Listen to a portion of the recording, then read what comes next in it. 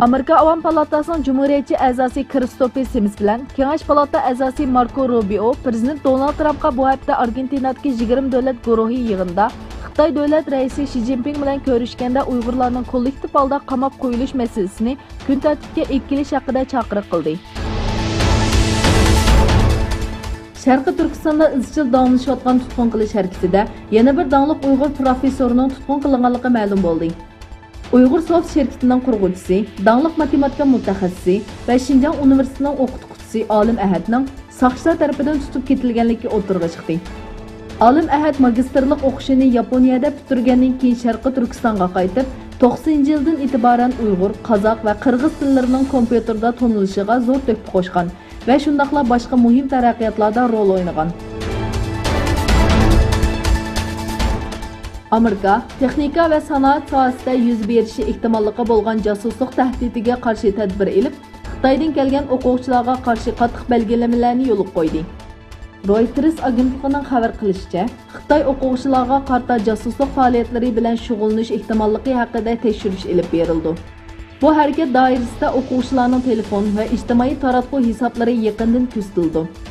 Amerika Adliya ministrligi 10-oyda 2 nafar Xitoy istixborot xodimini Amerikaga joylashgan shirkatlardan aeroplan motor texnikasiga oid sonliq ma'lumotlarni o'g'irlash bilan ayblab, Xitoyda ishlab chiqarilgan kompyuter qattiq detallarga josuslik o'ziga o'rnatilganligini o'tirib qo'ygan edi. Amerikada yashayotgan Xitoy fotograf Lu Guangning taklif bilan Sharqiy Turkistonga ketgandan buyon izlayirki yo'q. BBC'ning xabar qilishicha, danglik fotografning ayoli New Yorkda yashayotgan erining Sharqiy Turkistonda fotografchilik bilan aloqador bir faoliyatga qatnashish uchun 23-dekabr Urumchiga ketganligini aytdi. U erdan eng oxirgi qatim 3-noyabr xabar olganligini, doirlarning uchurlariga asoslanganda uning davlat bexatarligi tarmoqlari tomonidan ilib ketilganligini, shuningdan e'tiboran xabarni ola olmaganligini bildirdi.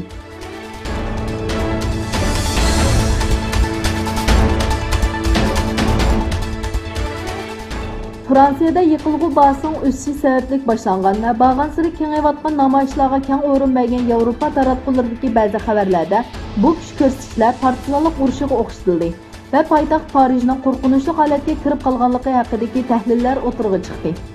To'ygan avtomobillar va soqchilar bilan yuz bergan to'qinishlarga aloqador rasmlarga o'rin bergan xabarlarda isyanning faqat yiqilg'i bahsining o'sishiga emas, balki prezident Makronning rahbarligiga qarshi ekanligi ta'kidlandi.